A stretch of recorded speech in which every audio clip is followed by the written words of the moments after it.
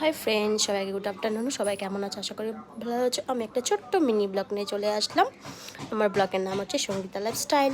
তো চলো আজকে আমি কী রান্না করছি সেটা শেয়ার করবো। আজকে রান্না করবো কচুর শাক, আর এই আমটা পাকা আম এনেছে কিন্তু প্রচণ্ড টক, তা এটা দিয়ে হবে আজকে চাটনি।